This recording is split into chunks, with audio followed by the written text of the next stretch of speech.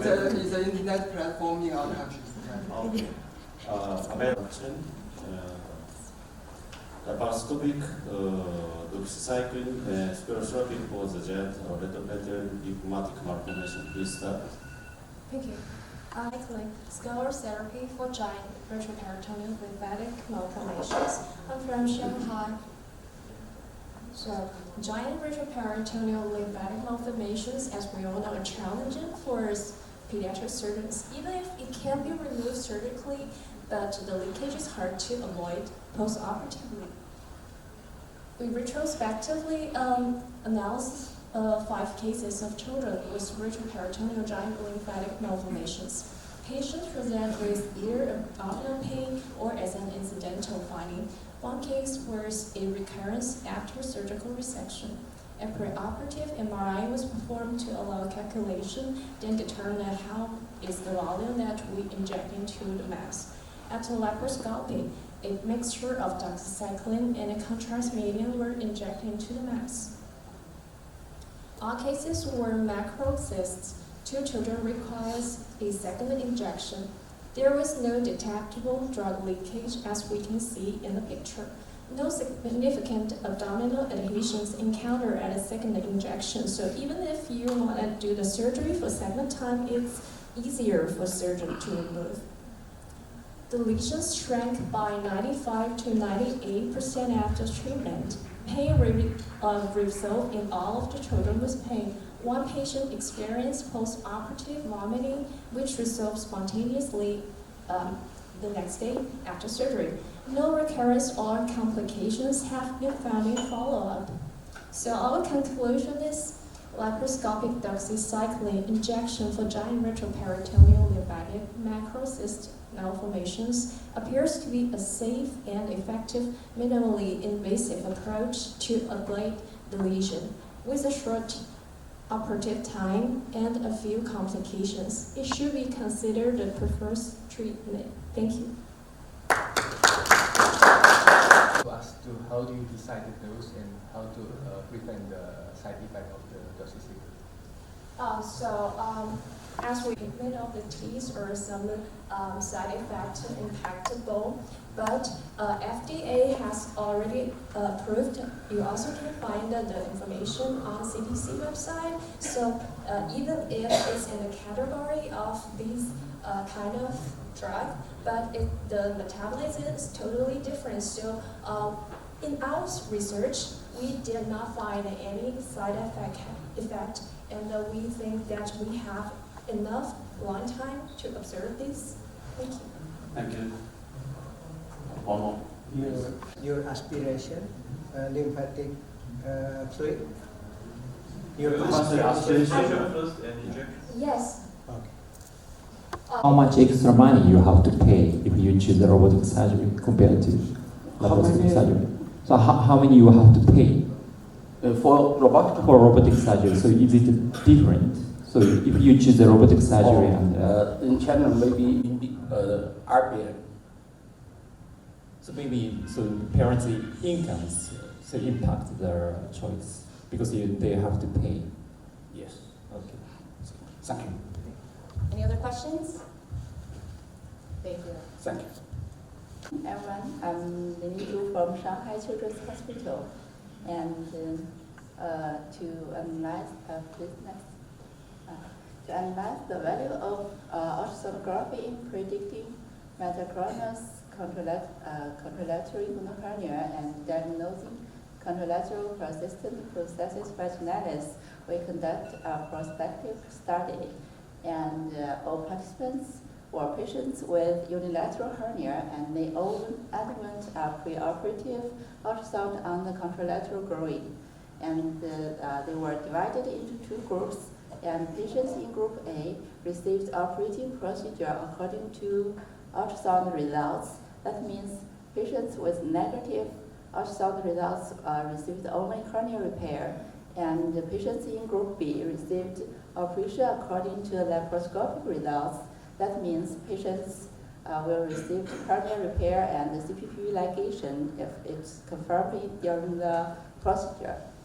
And all patients were followed up for at least 2 years, and compared to a historical control who underwent open corneal repair on the affected side regardless of contralateral ultrasound results. So there were 207 in group 1 and 752 in group 2. And a star means patients received laparoscopic unilateral hernia repair, and a triangle means laparoscopic hernia repair and CPPV closure. Next. So the ultrasound was found to be accurate in 104 out of 490 cases, and the accuracy of ultrasound in diagnosing CPPV was 59%, and there were 10 out of 207 patients in group A1 and 74 patients out of 732 patients in group B who developed MCIH. So the accuracy of ultrasound in predicting MCIH was 89%. Next. So we can draw a conclusion that preoperative ultrasonography of the contralateral groin is currently unable to accurately detect CPPV because the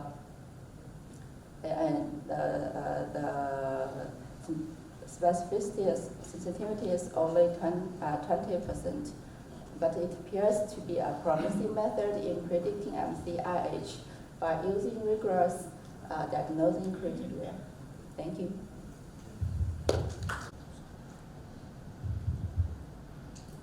Totally extraperitoneal approach. Ladies and gentlemen, good morning. I'm Gan Gaoyan, treatment for inguinal hernia and hydrocephalus for totally extraperitoneal approach. And in a year, we have 300 cases and mean procedure, nesting. And the outcome is good. It's totally the procedure. We grasp the suture through extraperitoneal approach and nested the video on the left side. Can open the video and we go through the. Can open the video? No. Which one has the video? This Next, one? The next the slide? left. Go to the next slide. Okay, we can open the video. And the left side is the girls and right side is the boys. I introduced the briefly for girls. And you can look at the left side and the needle across the lateral ligament and across the vessels. And inject some saline for a bigger space.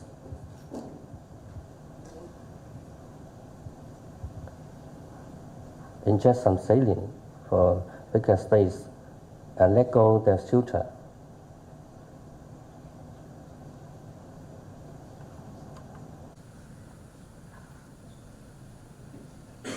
And remember, don't retract out of the abdominal wall. And again, grasp with the suture and retract the suture and tight. And please read the right video. And how to treat the vas deferens in boys and inject some saline for bigger space and retract gently, retract a little.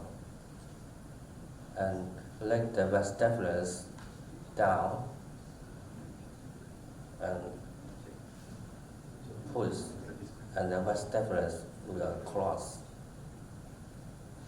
Thank you.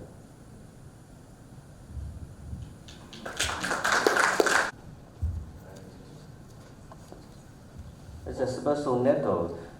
It has a grasp in the needle and hide in the needle.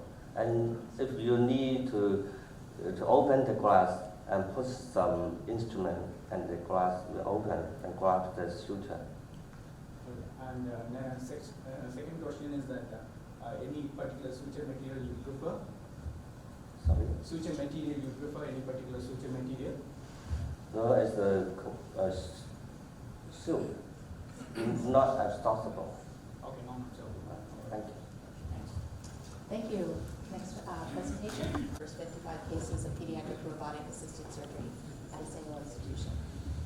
Good morning, ladies and gentlemen. I'm Soichi Shibuya from Tokyo. So I'd like to introduce tips we gained from the experience of the first 55 cases of robotic surgery.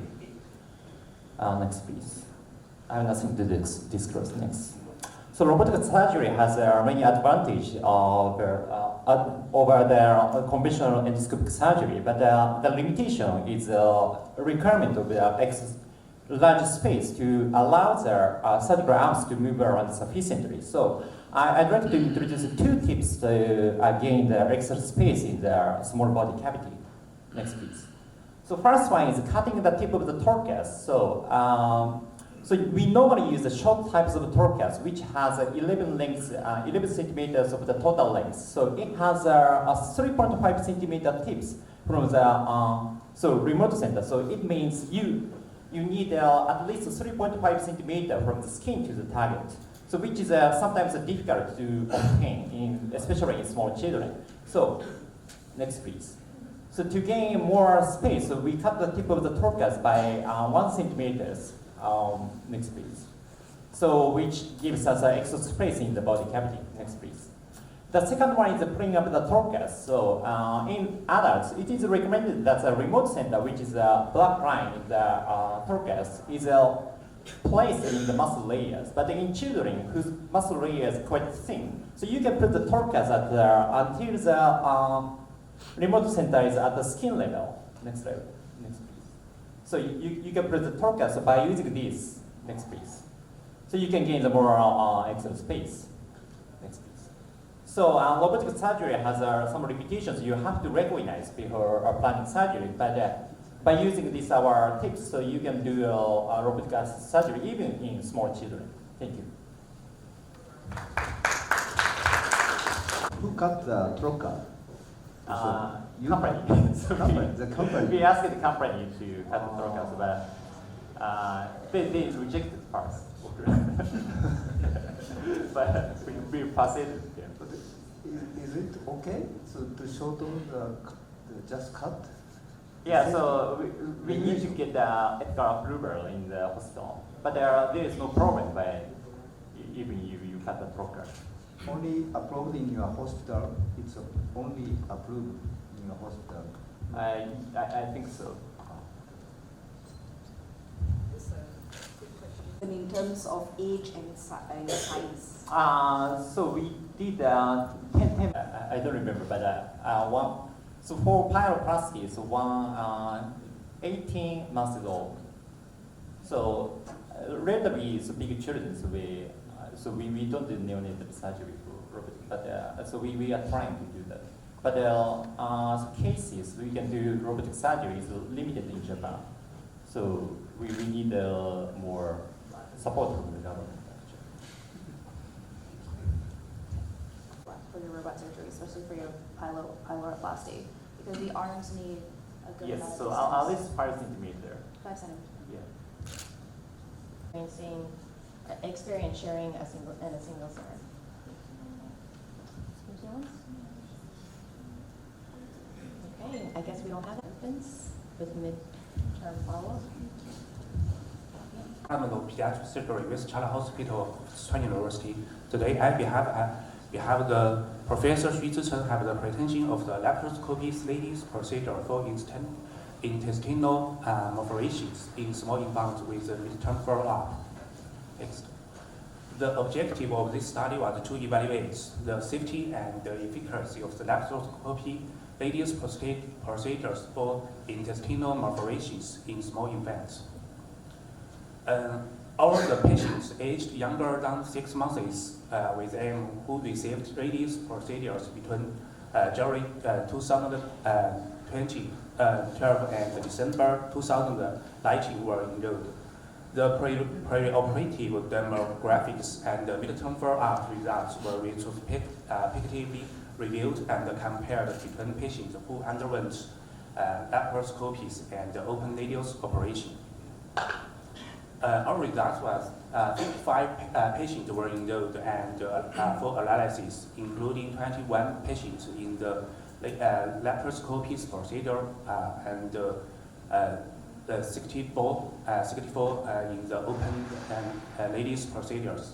The baseline characteristics were all matched in the two groups. Compared with the OL groups, the AL groups had a shorter full fed times and had a shorter post-operative hospital stays than the OL groups. Next. The AL groups had a lower rate of the adhesive obstruction than the OL groups, but the difference was not significant. The rate of the reoperation in the two groups was similar. Next. So our conclusion is that the laparoscopy ladies procedure for the aim in the small infants was a safe and reliable method that had a satisfactory cosmetic appearance and a short TFF and pH than the open ladies procedures. Thank you. Papers now open for discussion. To ask you about this, you operated on the malrotation patients or malrotation with medical tuberculosis cases? Yes. Any other questions? The study that we have changed our title that PCP4 inhibit migration and promotes neurodifferentiation in neuroblastoma, or in regulating the differentiation of neuroblastoma. That's our result. First, we found that high PCP4 mRNA expression was associated with better overall event-free survival and weak non-amplified status in neuroblastoma patients. Second, we found that overexpression of PCP4 didn't affect significantly the proliferation and apoptosis, but inhibit cell migration and invasion in neuroblastoma cells. What's more, we found that neuroblastoma cells with PCP4 overexpression had more pronounced neurite outgrowth than the control group, either induced by the retinoic acid or not. We also find that neuro-D1 is upregulated and ASCL1 is downregulated in neuroblastoma cell with PCP4 overexpression, indicating that overexpression of PCP4 promoted neurodifferentiation in neuroblastoma cells. So in conclusion, this result highlights that PCP4 inhibits migration and promotes neurodifferentiation in neuroblastoma cells. Thank you for your attention. Is there a correlation between the expression of PCP4 and the aggressiveness of the tumors? The relationship using the R2 database is a database or cohort about 498%. It's not our patient, it's a database, public database. And you did single-cell RNA-seq. Is there special cell types that express the PCP4 in the tumor? In the single cell sequencing, identify a real set of genes, and PCP4 is one of them. Right, but with single-cell RNA-seq, you have the ability to identify the phenotype of the cells specifically that express PCP4. I don't know if we did that. The detailed single cell, I don't know clearly because it's our previous study done by another people. Any question from the audience? No? Foreign body emission is still being the top 5 health problem in children. The aim of this study is to describe the clinical characteristics and outcomes of foreign emission in pediatric patients in our institution.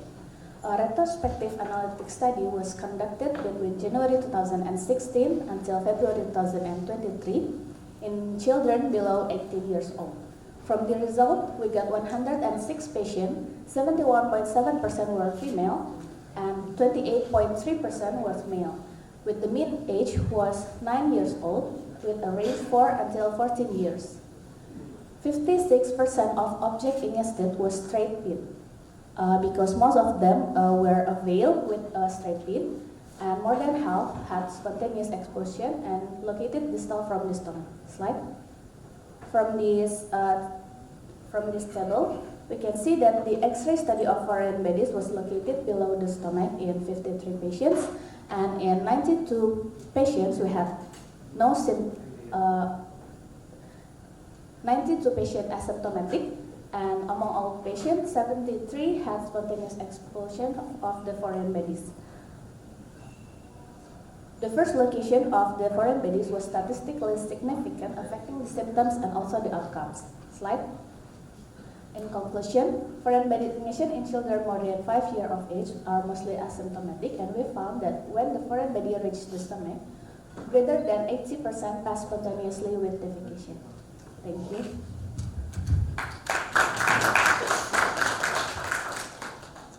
This paper is open for questions. Yes. Is that if the foreign body in the stomach, so how long do you wait for the operation? If the 24 hours stay in stomach, you can keep waiting. But it will stay in the stomach for 44 hours or even longer. What do you decide? It depends on the objects.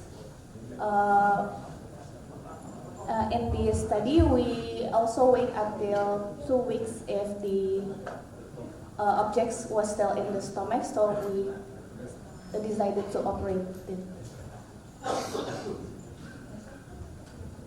Did any of the patients need surgery under observation? Yes, some of them did the surgery. All right, thanks. Next presenter. Clinical features and MIS surgical treatment of solid pseudopapillary neoplasm of the pancreas in children.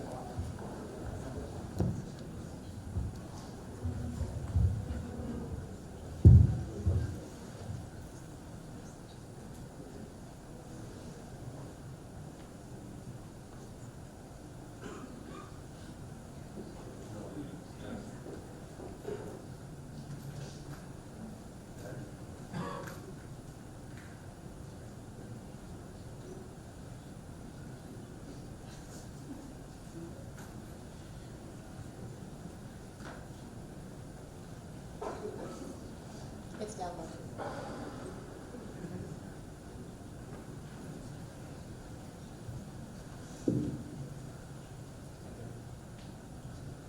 Morning, ladies and gentlemen. I'm Crandall from Children's Hospital of Fudan University, Shanghai. My report here is the clinical features and surgical treatment of solid pseudopapillary tumors of the pancreas in children. So we summarize the clinical pathological features and experience of surgical treatment of SPM in children at our hospital. So we retrospectively analysis 46 children who diagnosed with SPM in our hospital during July 2008 to August 2022. The data include the basic information, surgical information, pathological information, prognosis, and follow-up information. So in these children, 44 children were divided who received the operation, divided into 2 groups. One is conventional open surgery. The other is William-made PPA and parenchyma presuming. That means we do it under the laparoscope surgery with the tumor nucleation to preserve the organ, especially to the urine. So the result is the clinical pathological character shows SPM more happen in female children. The ratio is about 1 to 2. And the primary syndrome is abdominal pain, and in the lab metrics, it seems serum NSE is about 8% or higher, and serum is in about 50% is raised. And MS, the laparoscopic surgery is doing more in the pancreatic head tumors. Next. So in these two surgical procedures, the traditional operation shows more blood loss during the operation, but after the operation, the laparoscopic surgery shows the more blood loss. And in the long-term complications, it shows the traditional open surgery has the more long-term complications, especially endocrine and exocrine insufficiency and thrombocytosis. So our conclusion is that the SAPM has more common in females, and the surgical resection is the result is good, and minimal invasive surgery and the organ preserving surgery is recommended in the children. These three pictures shows we do it under the laparoscopic surgery. Thank you very much. A large number. Can you tell us a bit more? What is minimally invasive parenchymatous surgery? Are you just enucleating the tumor, or are you just, can you explain, because nobody has got such a large experience like what you had? I mean, under the laparoscope is 6 centimeters. So when you put the laparoscope and do the minimal parenchymatous surgery, you just remove the tumor alone without touching the rest of the pancreas? Yes. So the character of this kind of tumor, it's most likely happened in a small piece of tissue. Okay. Okay, so you can cut it. Okay. And no and the suture. You need suture, otherwise it will most likely to happen leakage. And no recurrence in those? No. Brilliant. Thank you. Thank you. Any questions?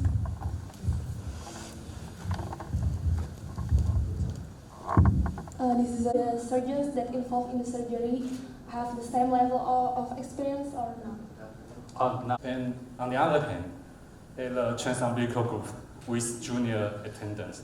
So we guess the transumbilical with lower threshold to none.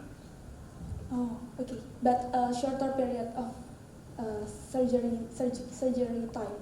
Yeah. Great. Thank you. Hello everyone, my name is Yoon Choi and I'm from South Korea, and I'm in third residence in Seoul National University. Today I'd like to say histological analysis of hypoganglionosis according to clinical grading pediatrics. Next please. There's no conflict of interest. And the purpose of this study was to grade clinical outcomes of hypoganglionosis patients and to analyze histology predictors of outcome.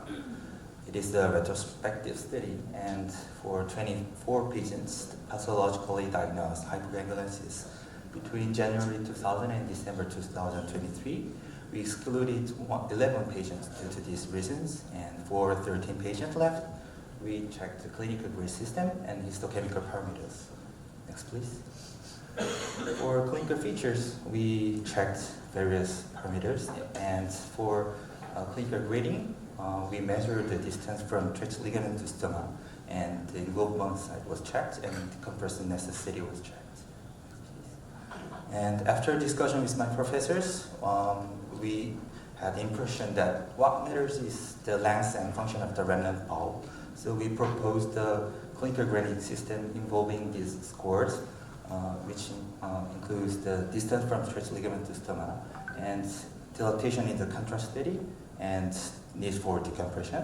And according to the clinical grading, we categorized into 3 groups, like severe, moderate, mild. Next, please. And for each group, we checked the to chemical profiles, which has components of each category in the ENS. Next, please. These are the table of results. Though there are no statistically significant results, a difference between the groups due to lack of patients, but we can see the potential transit between the groups. So I hope when we involve more patients, we can find any histological difference between the groups. Yes. So in summary, this study aims to find histological predictors of clinical outcome and clinical grade of hypogangliosis patients involved distance from trach ligament to stomach, dilatation of the bowel, and necessity of decompression. Though there are possible trends in histological parameters, more patients are needed for statistical analysis. Thank you for your attention, and I'm glad to answer.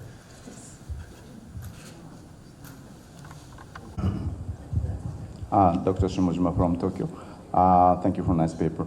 2 questions. One is, how much decreased the ganglion cells comparing to the normal control?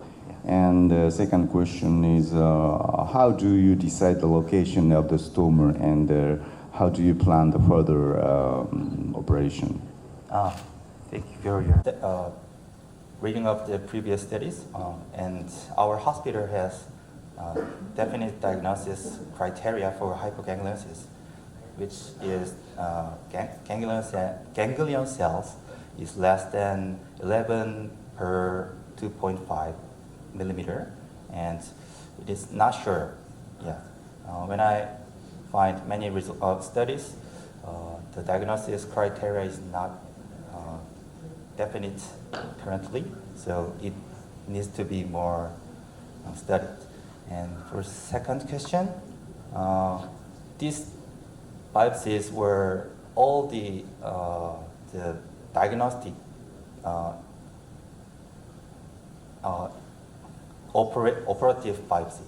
So we did the biopsy in the operation room for only the diagnosis, and the biopsy specimens were primarily selected in the functioning bowel now.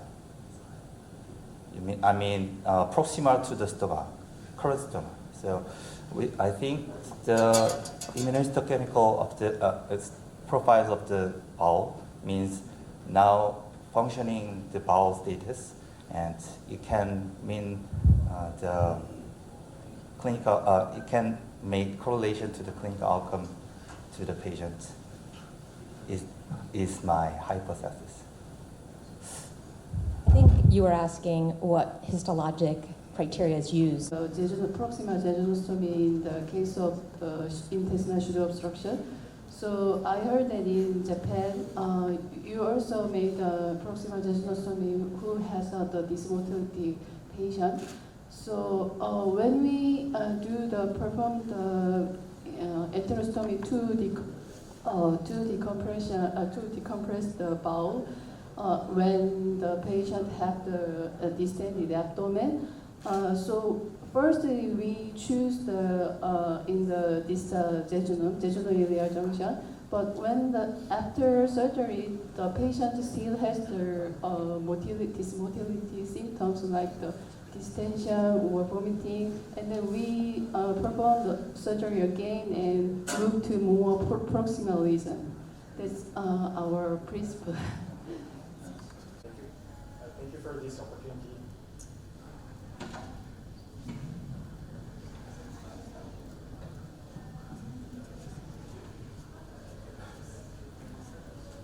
For this opportunity to present my study today. So a Japanese study group of anorexia anomaly was organized in 1974. The group's study group committee has inspected all new cases from the member institute for 50 years since 1974. To start a long-term survey in Japan, the study group committee proposed a new evaluation method incorporating the patient's quality of life in 2011, the JASGAP scoring system. The JASCAP scoring system is for the patient over 4 years old.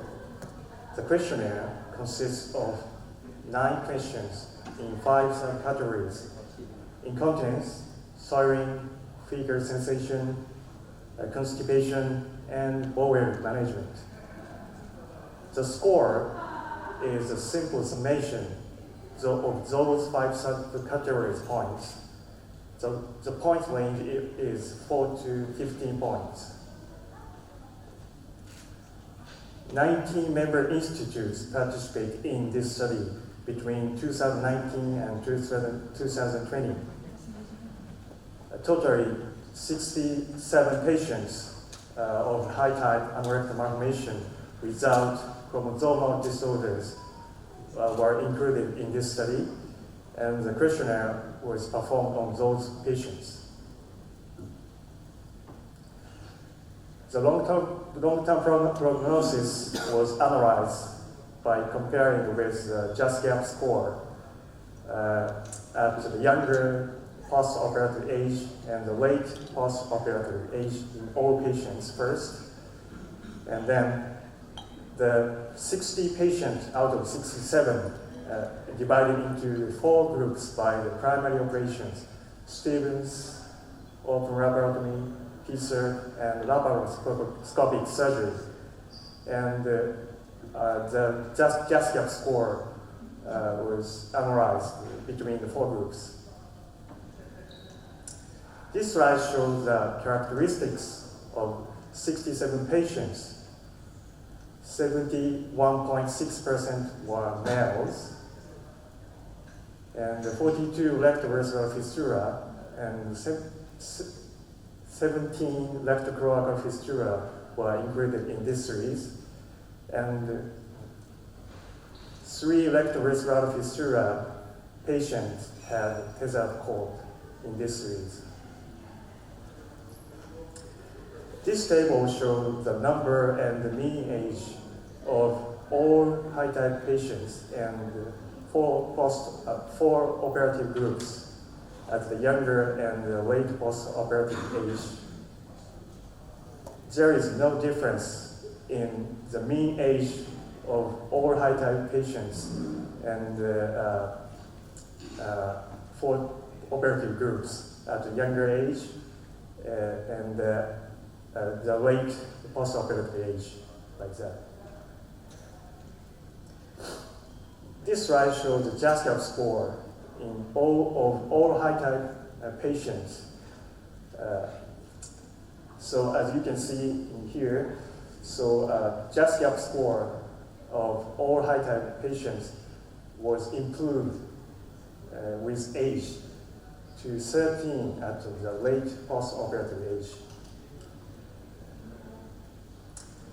This slide shows the JASCAP score of the 4 operative groups. And we can see at the younger post-operative age, the median value of JASCAP score of PSER group is the highest between 4 groups, 11.5, and there is a difference between the 4 groups. And at the late post-operative stage, the score was improved in all groups. However, there is no difference between 4 groups. Discussion.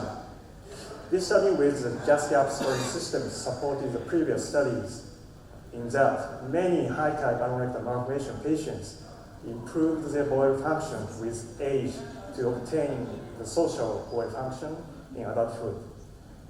And the result, as the younger post-operative age demonstrated in the previous slide, suggested that the excellence of post-operative anatomical position by PSEP operation.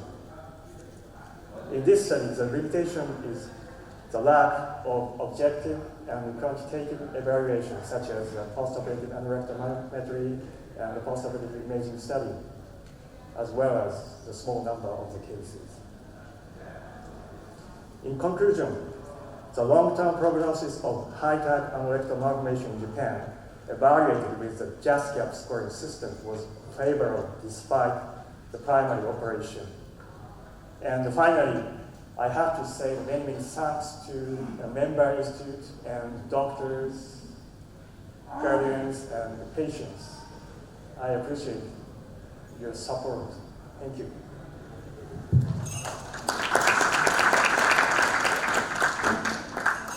This paper is open for discussion. Thank you for group question. The first is how many percentage will this study represent the whole Japanese patient group?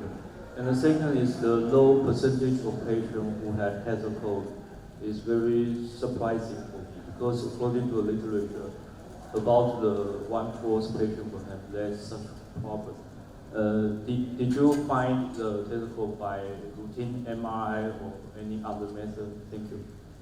For years, and actually, we held a preliminary study to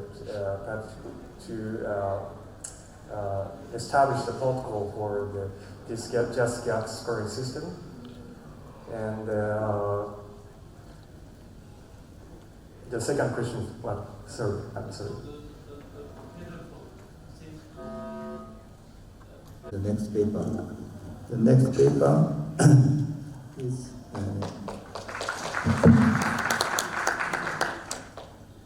appointment ticket to track visit duration as a quality improvement initiative after incorporating laser epithelial in bilateral care clinic. James? Healthcare today, I'll be presenting our research on using appointment tickets to track visit duration and clinic delays in our pilonidal clinic. We have no disclosures for this work. Pilonidal disease is an inflammatory condition of the sacrococcygeal region. Hair removal is critical in preventing disease recurrence, and laser epilation can effectively remove hair from the gluteal cleft. Traditionally, laser hair epilation is performed by aestheticians and dermatologists.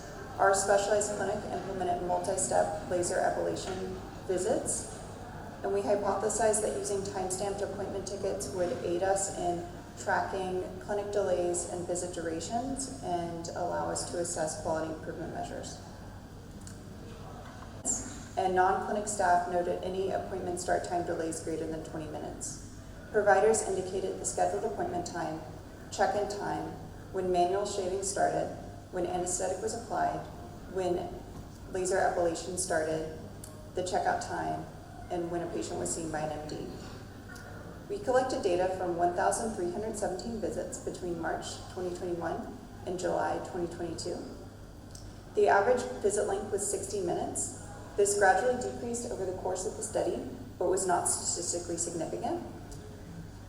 We identified several clusters of significantly increased and decreased visit duration, which tended to correlate to significant changes in the clinic structure. For example, at the start of the study period, as we were establishing new laser epilation visits and staff were still getting accustomed to these visit structures, the visit durations tended to be higher. There were also 2 clusters of decreased visit duration, which correlated with the addition of a new medical assistant to the team and the use of cryotherapy, which has a shorter time of action compared to topical anesthetic. We found that appointment tickets allowed us to document clinic delays and visit duration over time in our clinic, and that variations in clinic duration tended to correlate with significant changes to the clinic structure, suggesting that these appointment tickets can help us assess the effects of quality improvement measures. This study was limited by the fact that it was conducted at a single site over a short study period with highly variable data. Nonetheless, we believe that appointment tickets can be utilized at pediatric surgery clinics to assess quality improvement projects aimed at preventing clinic delays and decreasing appointment times. Thanks. I'll take any questions.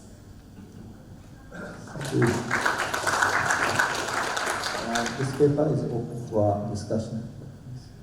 Thank you for presentation. For the background, what is your normal reservation system in your clinic? Schedule appointments? Yeah, who make appointment? At Stanford Healthcare, there's for new patients, there's a general line to call, and then you are placed in a queue and diverted to the appropriate scheduler. Once you're an established patient, you can typically schedule using your MyChart Health app from your phone or by calling the clinic. And you can correct me if this is the correct, Dr. Chu? Okay. Any other question? I have one. How long the patient need to visit the clinic? How long? So the average visit time for all patients was 60 minutes with a... How many years? Oh, how many years Yeah. does someone typically... the duration of laser epilation treatment is typically 6 to 8 weeks to achieve sufficient hair removal. Okay. Any other questions? Thank you. Thank you. Perforated appendicitis can result in a post-operative abscess with an incidence as high as 5 to 10%, which is diagnosed with cross-sectional imaging. Conventionally, imaging is completed at the post-op day 7 mark. Scans that are either too early may either fail to demonstrate a drainable abscess or result in unnecessary imaging in patients that are actually improving. Our objective was to determine the optimum timing of post-operative CT in patients having persistent symptoms after an appendectomy for perforated appendicitis. We conducted a chart review of children evaluated by post-operative CT scan from January of 2021 to December of 2022 and collected demographic and clinical data. A positive CT was defined as a CT with a drainable abscess, as defined as an interventional radiologist. We identified a total of 627 patients that got an appendectomy for perforated appendicitis. 82 were rescanned with a drainable abscess identified in just under half. Comparing variables between our two groups, we found that children with a drainable abscess on CT had a higher mean age. Notably, persistent fever was the only variable associated with a positive scan. 82 patients were rescanned with the drainable abscess identified in half. Although the median time to scan was post-op day 9, the most common day to scan with an N of 22 was post-op day 7. Patients scanned post-op day 7 to 9 were positive less than half the time. However, those scanned from post-op day 10 to 15 all had drainable abscesses. In our study, patients scanned before post-op day 10 were more likely to have an undrainable abscess. Patients who were specifically scanned at the 5 to 7 day mark demonstrated a trend towards needing additional CT scans and often ended up being discharged home within 2 days of their negative scan. In conclusion, we found that the likelihood of a drainable abscess at post-op day 7 after an appendectomy is less than 50%. In patients for whom CT scan was obtained at the 10 to 15 day mark, a drainable abscess was found 100% of the time. Children undergoing a CT scan prior to post-op day 10 are several-fold more likely to demonstrate an undrainable abscess or phlegmon. Many children scanned at the post-op day 5 through 7 day mark have negative scans and end up being fit for discharge just 2 days later. Thank you for your attention.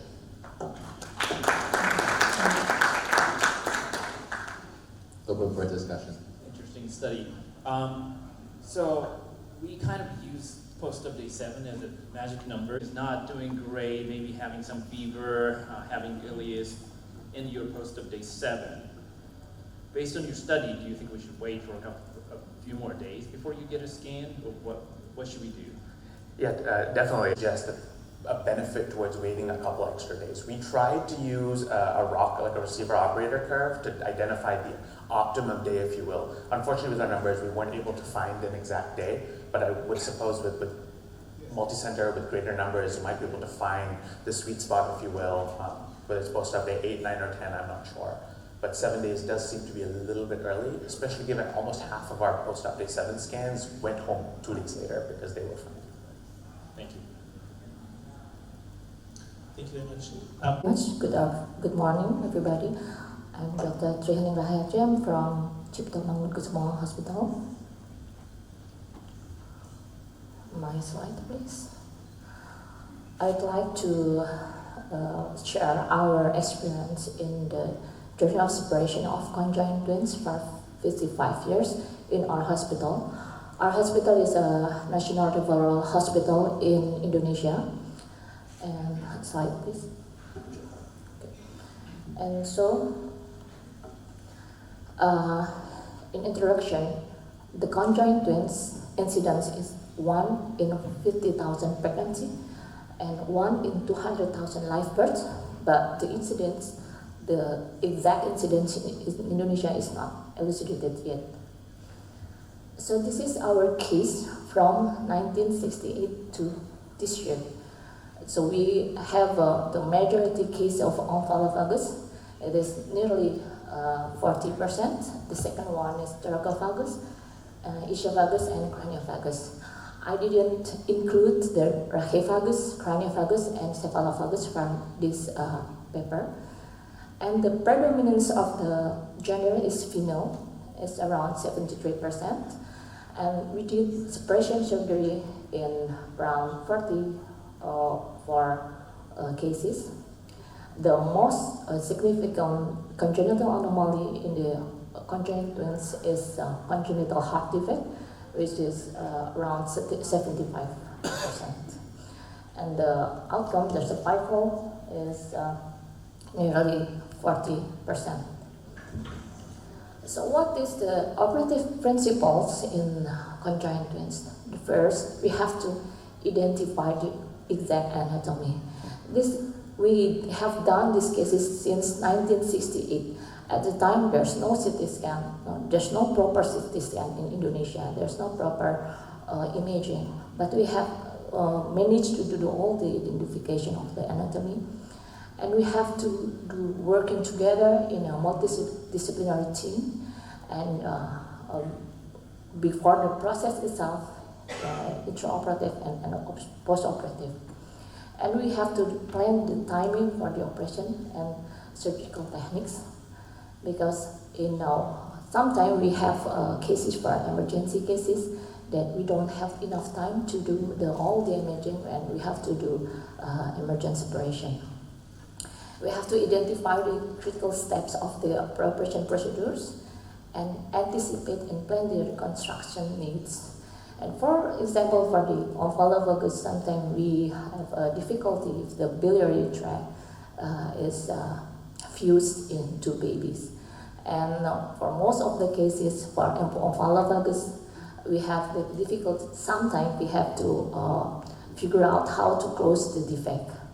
And we have to simulate the separation prior to the actual event. We have to do the proper intraoperative and proper postoperative management and follow-ups. This is the special consideration for each type. For sarcophagus, the cardiac malformation occurs up to 94% of the cases, and mostly with the single ventricle. For the omphalophagus, liver fusion is up to 80% cases. Esophagus, the most common problems is anorectal malformation with or without obstruction. So in this case, if there's obstruction, then we have to do colostomy first. For the fecalophagus, the most common problem is genitourinary sharing and anomalies, and the paraphagus type is one of the most challenging type of the conjoined separation, due to its complex organ sharing. So for the conclusion, the success of conjoined twin separation could be achieved in low-resource or developing countries without the use of high technology tools, but it should be performed with careful planning and meticulous surgical procedures, alongside with adequate multidisciplinary management. Thank you very much. Thank you. Thank you. Shan from China. Nice presentation, and congratulations, you have 55 cases. Yeah, cases. I just wonder, what age you think, according to your principle? Emergency situation, but like I said, sometimes we do emergency separation. Yes, if the one baby is the condition decrease and the views we consider is not really difficult to manage. We do suppression surgery. We had some cases of that. But overall, for elective management, we do after 3 months. Thank you. Thank you. From China, Wuhan. China is the middle of China. This one is my hometown. My hometown is the middle of Yangtze River. That's the 20s. The court pandemic was accident. At least from I can say tell you always it's not true. At that time, the first case report from the report, the library is 20 miles away. Background: the diamond shape, the anamorphosis related toward surgical repair of duodenal acacia was open at laparoscopic surgery. However, the technique faced a big challenge, such as small space and blade-term the relators. Today, we report the suture of suspending and changing the feeding tube through anamorphosis stoma. This study is evaluate the feasibility of laparoscopic duodenal stomy for the relators with congenital duodenal obstructions, including structure, septum, and neural pancreas, and the technique of suture suspendings and gingival fidules. From 20 January to November 22, 40 cases of duodenal obstructions were underwent exploded laparoscopic, including the male 20 and female 22, and laparoscopic visions. The cause of duodenal obstructions were identified after distal duodenal. We use 3 Schucker technique, 2 3 meters and 1.5. The telescope is 30 degrees. We can find a duodenal course. Can you have the video for me?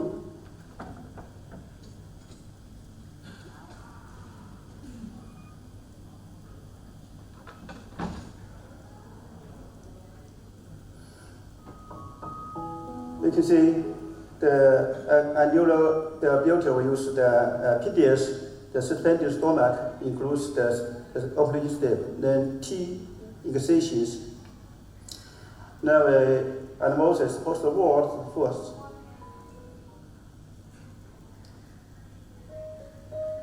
Now we put NG tube inside through the anamorphosis stoma to the jejunum.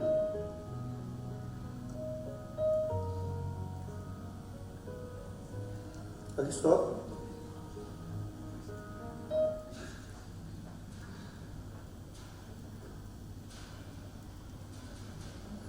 Why?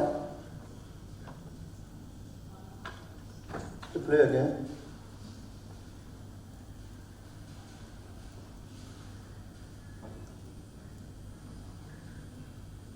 Why?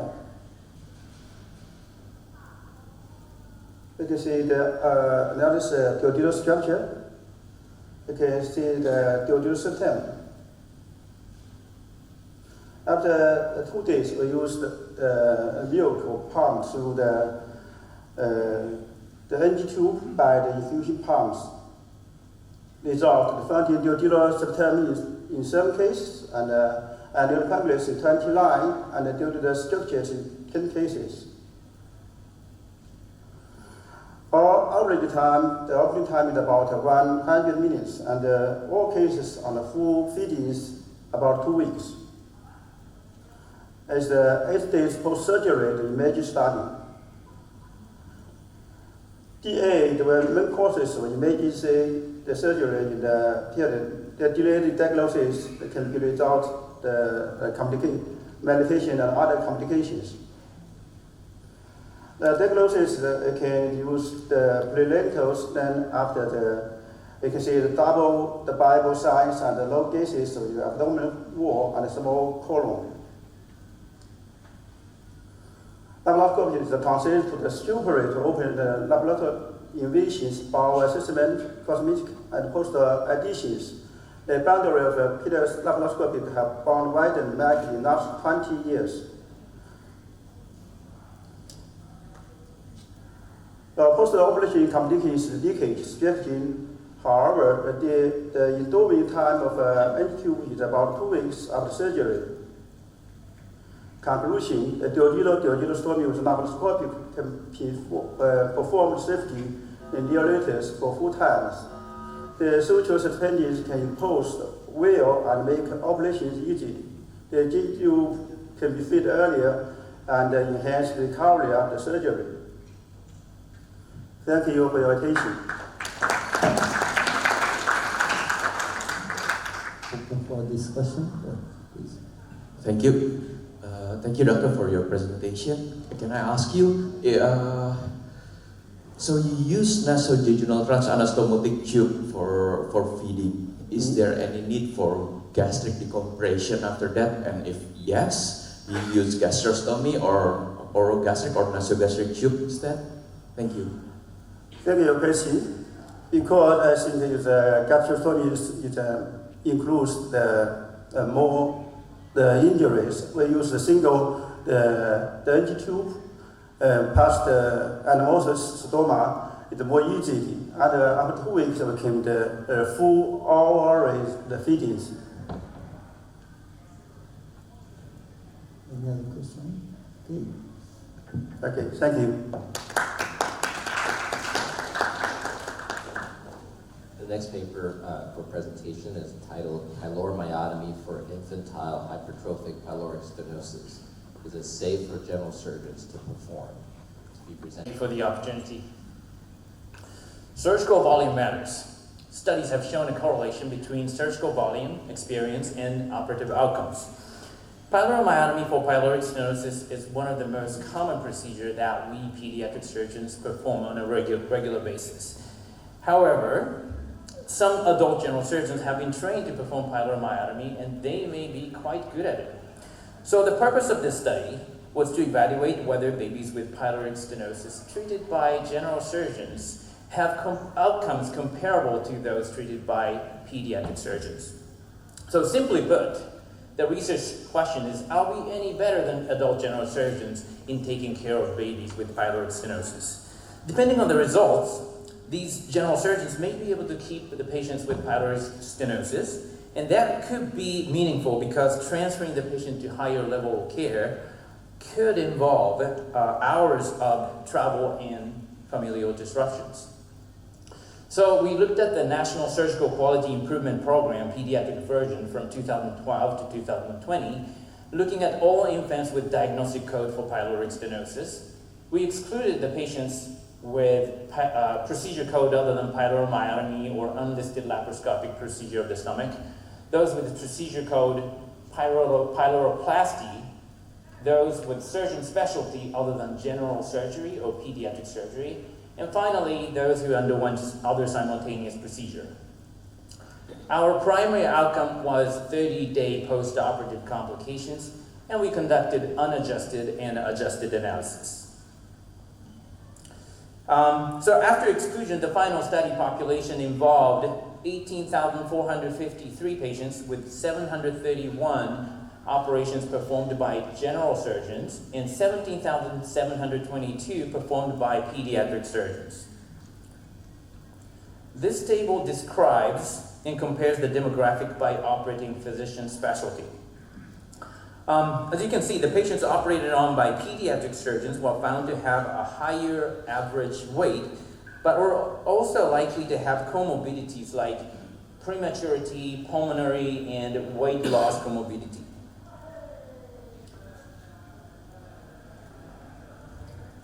Regarding the operative demographics, pediatric surgeons used the laparoscopic approach less frequently and had a slightly longer operative time as compared to general surgeons. Other operative demographics and outcomes were similar. We then utilized logistic regression to further compare the operative outcomes. The only significant difference found was in the choice of operative approach, with general surgeons being more likely to perform laparoscopic operations as compared to pediatric surgeons. Also, post-operative complications, including infection, reoperation, readmission, and bleeding requiring transfusion and death were similar.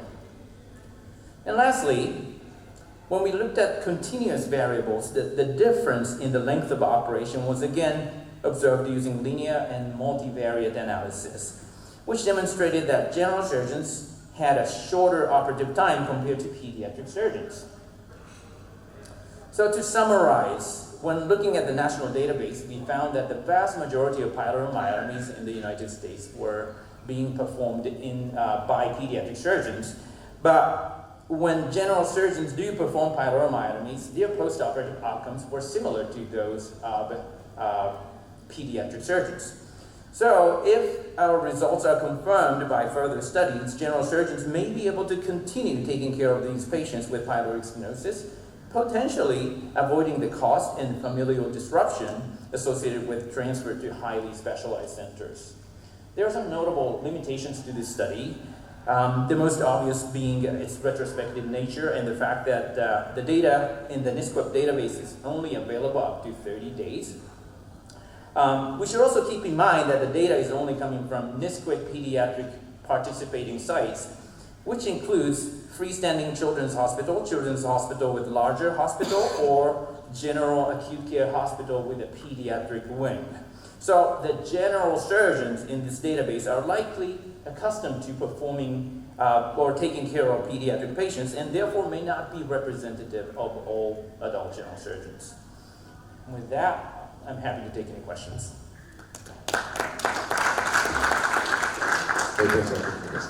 Thank you for the presentation. In your research poll, can you identify any general surgeon do other procedure for the disease? For the same patient? Rami Nasser from US. I think the issue is not so much the general surgeon who has the capabilities, that's one part of it, but especially in the United States, it's anesthesia, it's post-operative care. We have created an environment where it's very hard for those individual places to take care of kids like this. So even if I ask a person who's 3 hours away or 5 hours away not come here, that general surgeon still can't do it. And so I think that's the limitation for NISQUIP, is they can't really look at the limitations within those institutions. Just a comment again, thanks for the presentation. Thank you for the comment. The team and the staff taking care of the patients, so that was a great point. Thank you for your presentation. Thank you. Pyloric stenosis is progressive. The initial ultrasound may be equivocal. As a result, delayed repeat ultrasound can be useful, similar to the management of intussusception. The purpose of our study was to evaluate the utility and timing for early delayed repeat ultrasound for the diagnosis of hypertrophic pyloric stenosis. We conducted a single center review of infants diagnosed with HPS from January of 2021 to March of 2023. We collected information on presentation, imaging, and lab findings. All ultrasounds included for analysis were conducted at our children's hospital and were reviewed by a pediatric radiologist. We identified a total of 107 patients identified with HPS, of which 13% were diagnosed only on the repeat ultrasound. The median time to repeat ultrasound was 33 hours. This table demonstrates our clinical variables in both the initial and delayed ultrasound groups. The two groups did not vary by gestational age, birth weight, duration, or type of emesis. However, patients diagnosed later were significantly younger, had a lower weight, and a higher serum bicarbonate level. They were also more likely to have a reported family history of HPS. This table compares the initial pylorus measurements of patients that were diagnosed on the initial versus the repeat ultrasound. As you can see, patients diagnosed initially had a higher width and length than the repeat group. When looking at all patients that required a repeat ultrasound for diagnosis, we found that there was a very notable increase in both the length and width, even though the median time to repeat was 33 hours. In conclusion, A substantial percentage of infants with HPS may initially have a normal ultrasound and may benefit from early repeat imaging. Younger or smaller patients, along with those reporting a family history, may initially present with equivocal findings. Patients with a high clinical suspicion for HPS and an initially normal ultrasound may benefit from admission and repeat ultrasound in 24 to 48 hours. Thank you for your attention. I'm happy to take any questions. What do you do with your patients that are awaiting the repeat ultrasound? Do you feed them? Do you send them home? Or you bring them back after 24 hours? Or what do you do with them? So the mix, the repeat, the emergency room and the surgery team about the suspicion, but some of them that were included were initially sent home and then came back a day later or 36 hours later because of persistent symptoms, got a second ultrasound at that time with, for whatever reason, either at this point there was no passage of contrast or significantly larger measurements, and that's why they ended up having a subsequent procedure. If I may also ask another question, and do you use physical examination to diagnose your patients, or you don't bother? No, definitely a part of it. Thank you. Value of like negative test result of calorics, like the measurement, is good predictive value to send the patient safely at home. I think this experience, there was a lot of variability. So the last graph I showed was the differences in length and width between the first and the second. And there's a huge jump. And I think it really points to one of three things. And one big thing is there's naturally some sort of operator variability. I mean, this is at the biggest children's hospital on the West Coast, large volume, dedicated ultrasound techs and pediatric radiologists. Like there's still a huge variety of in those numbers. Second thing is obviously with the technical abilities in terms of the amount of whether the stomach's full or not. And then this is also progressive. So maybe in those 2, 3, 4 days, maybe the width and length really did go up. So I think this really comes down to the message is if there's a borderline patient, considering doing a repeat because of the variability. Awesome. Thank you so much. Thank you. Thank you for your time. So this study was conducted by the team of surgeons operating in Westmead Children's Hospital. So this is our experience with ICG, or indocyanine green, in pediatric surgery, especially in relation to gastrointestinal and biliary tract. Next slide, please. So ICG, as you know, is a fluorescent dye which is water soluble. It's been in use mostly in adult practice to assess tissue perfusion intraoperatively. So it's a great aid to assess viability of tissue intraoperatively. However, the data related to pediatrics is scanty, especially when it comes to gastrointestinal surgery. It's a useful adjunct to assess tissue viability and intraoperative perfusion, thus minimizing complications related to intestinal ischemia, such as stenosis, long-term strictures, and anastomotic leakage. Next slide, please. So this was a retrospective review conducted at Children's Hospital Westmead using patients over the last 3 years who've had ICG assessment intraoperatively during gastrointestinal and biliary tract surgery. This has excluded a large number of patients whom we have used ICG in the setting of oncology. Intraoperative, so the protocol for ICG administration at Westmead was we would use it at a dose of 0.1 milligram per kg intravenous during surgery, and using a special camera which is shown here, we would assess the perfusion with between 30 to 120 seconds, the initial 1 or 2 minutes after administration of ICG. Next slide, please. We had 19 patients who had ICG assessment for gastrointestinal surgery, and of which 18 were GI and gastrointestinal tract, and 1 patient had it for a biliary tract surgery. Median age of 84 days. So about 75% of the surgeries were in the emergency setting and 25% were during for elective procedures. Next slide, please.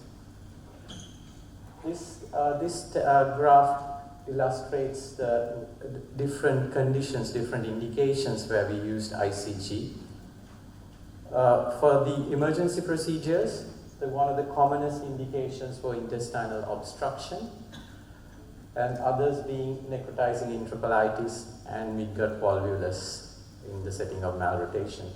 For elective GI procedures, it was most commonly used in the setting of esophageal replacement, and was also used in a few cases of bowel lengthening and as well as pull-through operations for Hirschsprung disease. Next, please. Broadly speaking, the two main indications we've used ICG was to assess perfusion before bowel resection, one, and the next and the most, that was the commonest indication, and the most second indication being to assess the viability of anastomotic ends prior to bowel anastomosis. And the use of ICG has, in our series, a small series of 19 patients, has changed the intraoperative plan in about 4 patients, so roughly about 20%. It helped us change our intraoperative decision. Next, please. So these are some of the photos, intraoperative pictures taken with the use of ICG. This was a case of segmental volvulus where we used ICG to assess the demarcation between viable and non-viable bowel. Next, please. A case of parastomal herniation causing intestinal obstruction. Next. To conclude, ladies and gentlemen, in our series we did not find any side effects of using ICG. Therefore, it could be considered safe. And following up these 19 patients, we have not had any complication related to bowel or biliary tract ischemia, such as anastomotic leakage, stenosis, or stricture.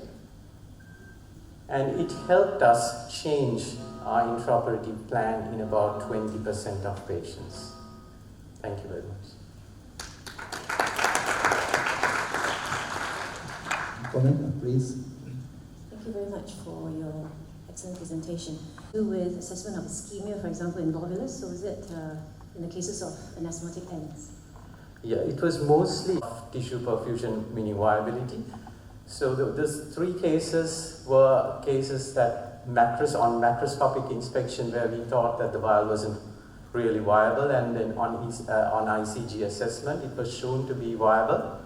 So we did not end up resecting that segment of bowel. And one patient where we recently performed was a pull-through patient where we thought it was the perfusion at the end of the pull-through bowel was good enough, but when we performed ICG, we realized the length of ischemic bowel or a non-viable bowel extends a little bit more than what we thought, so we ended up resecting much more than we would have originally done without the use of ICG, so that's what it was. Any other questions?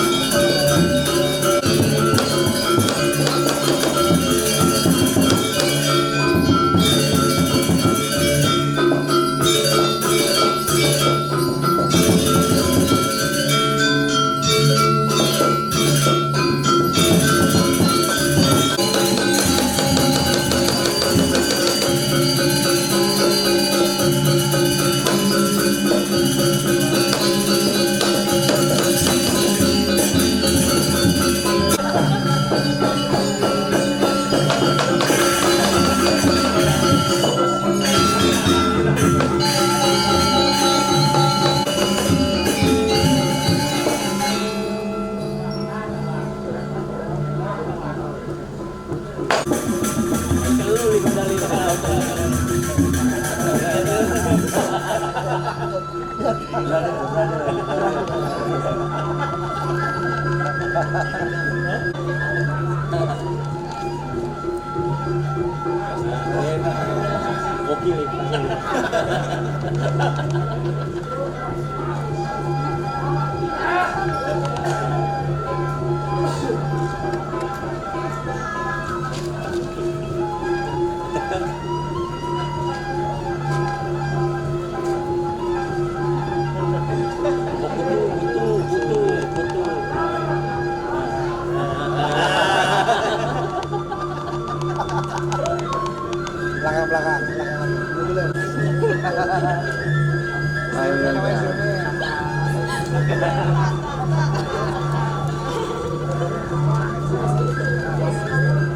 Barang bagus.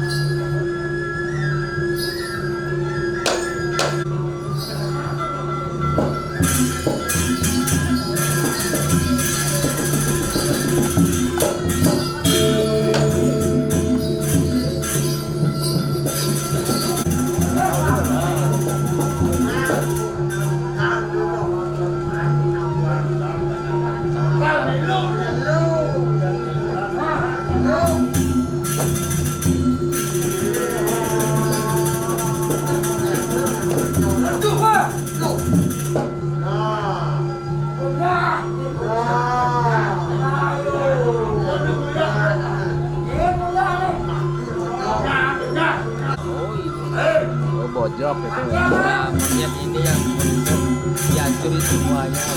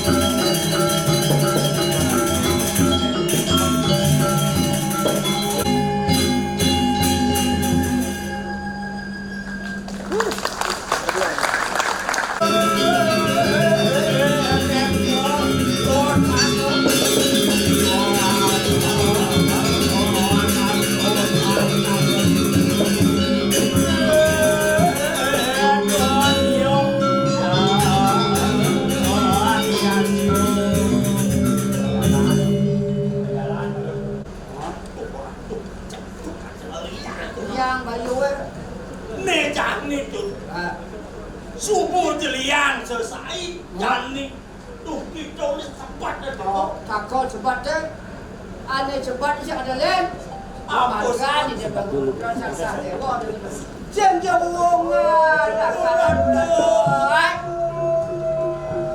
nah dia boleh buat dah kali dia jaga dia tu boleh nak belah je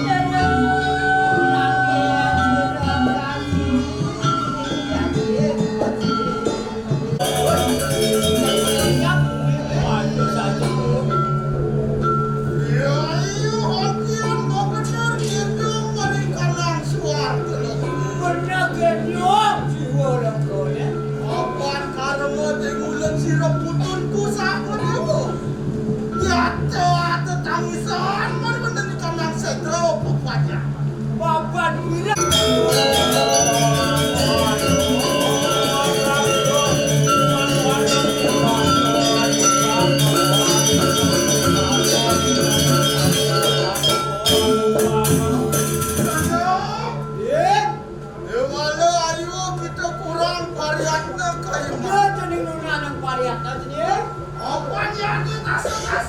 Mantian payo.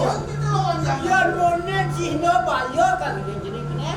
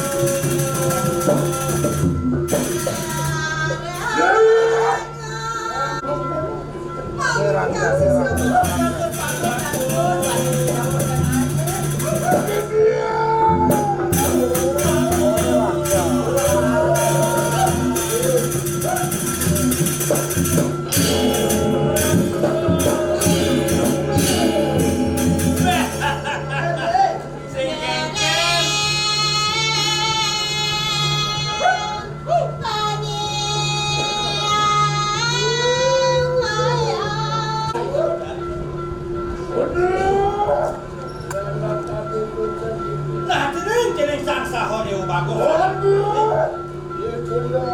Dia jadi memean ini perjalanan. Manda presiden. Jadi